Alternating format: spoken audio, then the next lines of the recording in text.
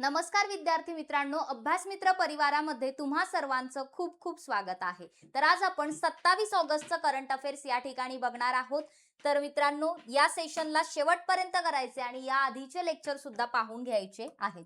सुरू करण्याआधी तलाठी भरतीची बॅच जॉईन करायची असेल तर ॲप डाउनलोड करा, टेलिग्राम इंस्टाग्राम पेज जॉईन करा आणि काही अडचण येत असेल तर कॉल मेसेज करायला विसरू नका.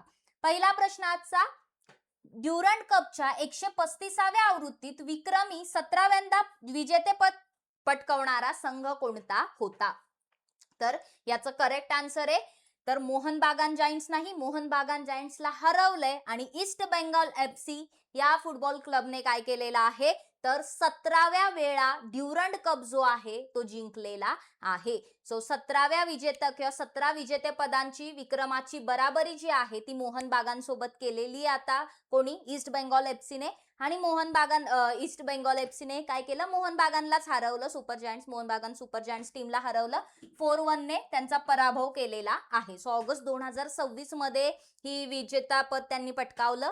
135वी आवृत्ती होती ड्युरंड कप 2026 ची आणि अंतिम सामना जो होता तो कोलकातामध्ये विवेकानंद युवा भारती क्रीडांगण सॉल्ट लेक स्टेडियम या ठिकाणी खेळला गेला. तर ड्युरंड कप जर आपण पाहिलं तर एक सगळ्यात जुनी अशी आशियातील एक फुटबॉल स्पर्धा आहे जी 2026 मध्ये आयोजित झाली होती कलकत्ता, रांची, गुवाहाटी, इम्फाळ आणि शिलाँग या ठिकाणी.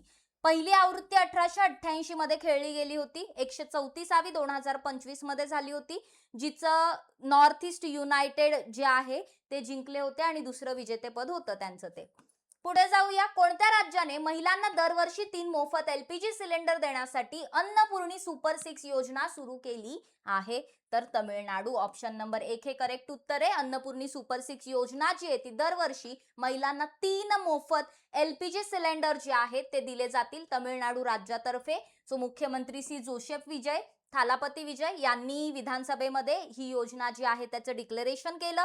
जानेवारी 2027 मध्ये पोंगल सणाच्या निमित्ताने ती लागू केली जाईल. तर ज्या कुटुंबाचं वार्षिक उत्पन्न 2.5 लाख रुपयांपेक्षा जास्त नाही आणि त्यांना या योजनेचा लाभ दिला जाईल.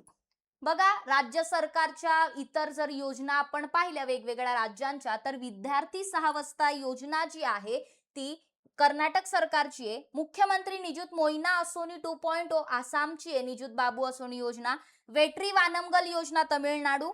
संध्या किरण कॅशलेस आरोग्य सेवा योजना कर्नाटक सरकारने सुरू केली आहे. मुख्यमंत्री यान बँक योजना नागालँड सरकार. अन्नासिर योजना तमिळनाडू सरकारने सुरू केलेली आहे. द्विप्ती योजना छत्तीसगड सरकारने सुरू केली आहे.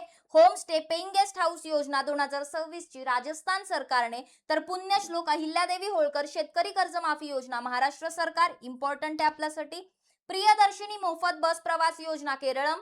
मुख्यमंत्री कन्या सुमंगला योजना उत्तर प्रदेश. दक्षायणी योजना केरळ. मी भूमी मी हक्कू कार्यक्रम आंध्र प्रदेश सरकार. गुरुदक्षिणा मुख्यमंत्री शिक्षक कॅशलेस वैद्यकीय योजना उत्तर प्रदेश सरकारने सुरू केलेली आहे. सो या काही महत्वाच्या योजना आहेत वेगवेगळ्या राज्यांच्या, लक्षात ठेवा. पुढचा प्रश्न, भारताच्या पहिल्या 100% स्वदेशी AK-203 असॉल्ट रायफल शेरची यशस्वी चाचणी कुठे घेण्यात आली? तर याचं करेक्ट आन्सर आहे ही जी चाचणी झाली ती उत्तर प्रदेशमध्ये अमेठी या ठिकाणी घेण्यात आली. कोरवा प्लांट मध्ये पहिल्या 100% स्वदेशी AK-203 असॉल्ट रायफल शेअरची चाचणी घेण्यात आली. Indo Russian rifles private limited IRRPL plant जो आहे अमेठी उत्तर प्रदेशमध्ये तिथे याचं प्रोडक्शन झालं होतं. या रायफलचा प्रत्येक पार्ट जो आहे आणि जो काही कच्चा माल आहे तो आता पूर्णपणे भारतीय उद्योगांमध्ये तयार केला जातोय. बीजिंग या ठिकाणी आयोजित दुसऱ्या वर्ल्ड ह्युमनॉइड रोबोट गेम्स 2026 मध्ये कोणत्या ह्युमनॉइड रोबोटने 100 मीटरची शर्यत 9.39 सेकंदामध्ये पूर्ण करून हुसेन बोल्टचा मानवी विक्रम मोडलेला आहे? तर याचं करेक्ट आन्सर आहे Tiangong ultra. Option number 3. So Beijing मध्ये जे काही दुसरं वर्ल्ड ह्युमनॉइड रोबोट गेम्स आयोजित करण्यात आले होते 2026 चे, तर यामध्ये तियांगोंग अल्ट्रा नावाचं जे ह्युमनॉइड रोबोट आहे मानव सारखं रोबोट, तर त्यामध्ये 100 मीटर पर्यंतची जी कॉम्पिटिशन शर्यत होती रनिंगची तर ती 9.39 सेकंदात पूर्ण करून हुसेन बोल्टचा रेकॉर्ड जो होता 9.58 सेकंदाचा ह्युमन रेकॉर्ड त्या रोबोटने मोडलेला आहे. So Beijing humanoid robot innovation सेंटरने याला डेव्हलप केलंय. हुसेन बोल्टने 2009 ला 100 मीटरची शर्यत या 9.58 सेकंदातच पूर्ण केली होती. नेक्स्ट, हंगेरीमधील नागी कानिझा या ठिकाणी आयोजित प्रतिष्ठित कानिझा ओपन 2026 ग्रुप ए बुद्धिबळ विजेतेपद कोणी जिंकलेलं आहे? तर प्रणेश एम याने हे बुद्धिबळ विजेतेपद जिंकले. भारताचा 19 वर्षीय ग्रँडमास्टर प्रणेश एम ऑगस्ट 2026 मध्ये ही स्पर्धा झाली होती हंगेरीमध्ये नागी कानिझा या ठिकाणी कानिझा ओपन, तर ते विजेतेपद याने पटकावलं. 9व्या आणि अंतिम फेरीमध्ये प्रणेश एमने काय केलं? जर्मनीचा वादिम पेट्रोवेस्कीचा पराभव केला आणि तमिळनाडू राज्याचा आहे प्रणेश एम, तमिळनाडूचा रहिवासी आहे. कोणत्या संस्थेने भारताचा पहिला डिजिटल मृदा पोत नकाशा विकसित केलेला आहे? तर राष्ट्रीय मृदा सर्वेक्षण आणि भू उपयोग नियोजन ब्युरो नागपूरने हा जो काही डिजिटल मृदा पोत नकाशा आहे तो डेव्हलप केलेला आहे. सो या बाबतीत जर बघायचं झालं तर हे कार्यालय भारतीय कृषी संशोधन परिषदेच्या अंतर्गत महाराष्ट्रातल्या नागपूरमध्ये स्थित आहे. आणि हा जो नकाशा आहे तो तयार करण्यासाठी जो काही मृदेचा डेटा आहे किंवा जे काही रिमोट सेन्सिंग आहे, सॅटेलाइट इमेजेस आणि आर्टिफिशियल इंटेलिजन्सचा वापर करण्यात आलाय. सो देशभरातल्या हेक्टर स्तरावरील मातीचा वर्गीकरण आणि पोताची अचूक माहिती हा पुरवतो. भारत रशिया आंतर सरकारी आयोगाची 27वी बैठक कुठे आयोजित करण्यात आली आहे?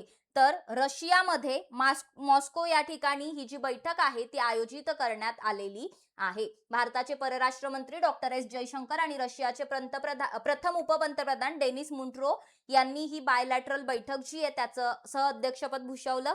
सो बेसिकली यामध्ये दोन्ही नेत्यांनी जे काही धोरणात्मक भागीदारी आणि संपर्क अधिक दृढ करण्याच्या उद्देशाने जे काही महत्त्वाचे डॉक्युमेंट्स आहेत त्यावर साईन केलेली आहे. आयरी आपण याला म्हणू शकतो IRIGC टेक किंवा ही जी 27वी बैठक होती ती भारत रशिया आंतर सरकारी आयोगाची बैठक होती जी रशियामध्ये पार पडली. कधी? 23 ते 24 ऑगस्टच्या दरम्यान. रशियाची राजधानी मॉस्को आहे. रशियन रुबल हे त्याचं काय आहे? तर आपल्याला चलन दिसतं. व्लादिमीर पुतीन हे त्याचे काय आहेत? अध्यक्ष आहेत.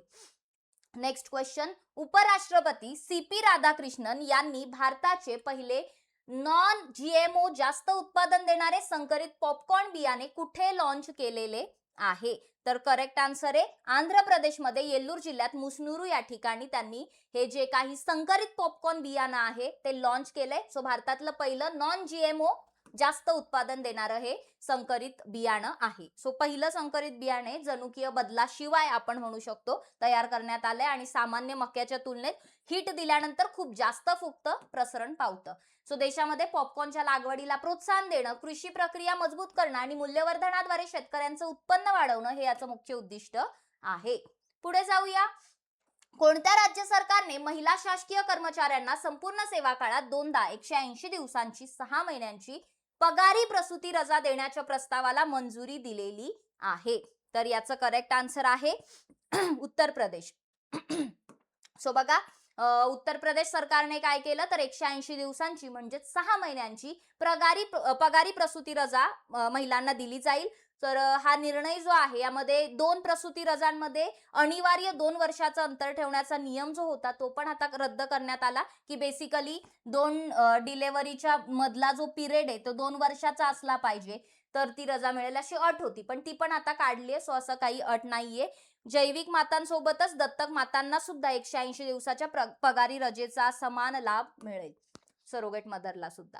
केंद्रीय अंमली पदार्थ ब्युरोने मध्य प्रदेश आणि उत्तर प्रदेशमध्ये अवैध अंमली पदार्थांविरोधात संयुक्तपणे कोणती मोहीम सुरू केली आहे? तर ऑपरेशन ब्लॅक हॉक ही जी मोहीम आहे ती ऑगस्ट 2026 मध्ये सुरू करण्यात आली आहे. ईशान्येकडील जे राज्य आहेत तर त्यामधून उत्तर प्रदेशमध्ये होणारी जी अंमली पदार्थांची आंतरराज्य तस्करी आहे ती मोडून काढणं हे या ऑपरेशन ब्लॅक हॉकचं काय आहे? उद्दिष्ट आहे, जे की मध्य प्रदेश आणि उत्तर प्रदेश युनिटने जे काही अवैध अंमली पदार्थ आहेत तर त्यांच्या विरोधात जॉईंट ऑपरेशन सुरू केलंय.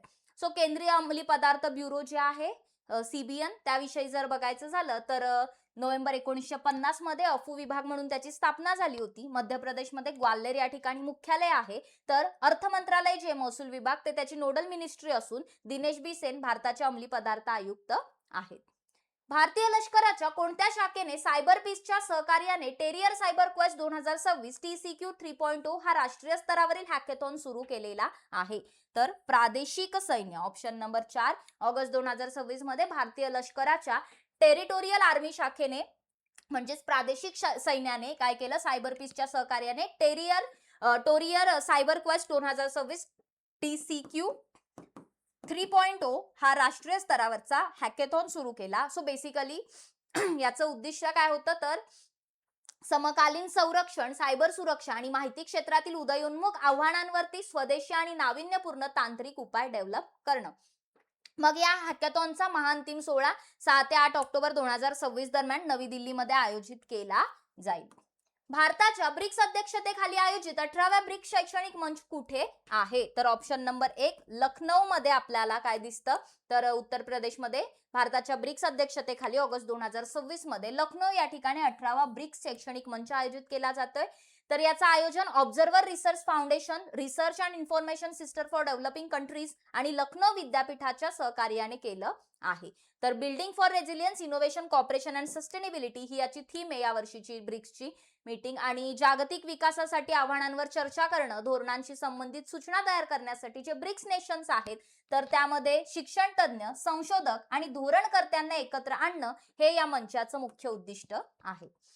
फॉर्म्युला 1 कार शर्यत डच ग्रँड प्रिक्स 2026 चं विजेतेपद कोणी जिंकलं आहे? तर लँडो नॉरिस यांनी हे विजेतेपद जिंकले. डच ग्रँड प्रिक्स 2026 फॉर्म्युला 1 जी शर्यत झाली होती तर यामध्ये त्यांनी मॅक्लॅरेनचा ड्रायव्हर आहे लँडो नॉरिस, त्याने हे विजेतेपद पटकावलं. सो एक आपण म्हणू शकतो ब्रिटिश रेसिंग ड्रायव्हर आहे तो, जो मॅक्लॅरेन संघाकडून फॉर्म्युला 1 मध्ये स्पर्धा करतो. भारताच्या 2026च्या ब्रिक्स अध्यक्षतेखाली ब्रिक्स क्रीडा मंत्र्याची बैठक कुठे झाली? तर याचं करेक्ट आन्सर आहे आंध्र प्रदेश, विशाखापट्टणम या ठिकाणी ही बैठक जी आहे ती ऑगस्ट 2026 मध्ये पार पडली. केंद्रीय युवक व्यवहार आणि क्रीडा मंत्री डॉक्टर मनसुख मांडविया यांच्या अध्यक्षतेखाली ही बैठक झाली आणि ब्रिक्स क्रीडा संयुक्त घोषणापत्र हे डिक्लेरेशन एकमताने इथे स्वीकारण्यात आलं. वयाच्या 33 वर्षानंतर भारतासाठी आंतरराष्ट्रीय पदार्पण करणारा 1998 नंतरचा किंवा रॉबिन सिंग नंतरचा दुसरा किंवा पहिला भारतीय पुरुष खेळाडू कोण आहे? रॉबिन सिंग नंतरचा दुसरा पण पहिला भारतीय पुरुष खेळाडू ठरलाय सारांश जैन, ऑप्शन नंबर 2. सो बघा ऑगस्ट 2026 मध्ये सारांश जैन जो आहे त्याने वयाच्या 33 वर्षानंतर भारतासाठी आंतरराष्ट्रीय कसोटीमध्ये पदार्पण करणारा दुसरा खेळाडू ठरलाय. ठीक आहे, सो भारताचा पहिला आणि असं ओव्हरऑल दुसरा आहे. सारांश जैनने श्रीलंकेविरुद्ध जी काही दुसरी कसोटी मॅच झाली होती त्यामध्ये ही कामगिरी केली आहे. त्याचबरोबर 145 दिवसांनी म्हणजे 33 वर्ष आणि 145 दिवसांनी त्याने पदार्पण केलं आणि 21व्या शतकातला भारताचा सर्वात वयस्कर कसोटी पदार्पण करणारा तो खेळाडू बनलाय. 1998 ला रॉबिन सिंग जो आहे त्यानं म्हणजे त्यांनी 35व्या वर्षी कसोटीमध्ये पदार्पण केलेलं. वयाच्या 33व्या वर्षी भारतासाठी कसोटी पदार्पण करणारा पहिला पुरुष ठरला कोण? तर सारांश जैन. अशा प्रकारे आजचे क्वेश्चन आपण कंप्लीट केलेले आहेत. तुम्ही ऍप्लिकेशन वरून बॅचेस जॉईन करू शकता. ऍप डाउनलोड करा, टेलिग्राम, इंस्टाग्राम पेज जॉईन करा आणि काहीही अडचण येत असेल तर कॉल, मेसेज करायला विसरू नका. लेक्चर आवडत असेल तर लाईक करा, शेअर करा, चॅनलला सबस्क्राईब करा आणि या क्वेश्चनचा आन्सर कमेंट बॉक्स मध्ये द्यायचंय. कोणत्या राज्याने अन्नपूर्णी सुपर 6 योजना सुरू केलेली आहे आणि ही योजना कशासाठी आहे? कमेंट करून उत्तर नक्की सांगा. भेटूया पुन्हा एकदा नवीन लेक्चर मध्ये. तोपर्यंत धन्यवाद.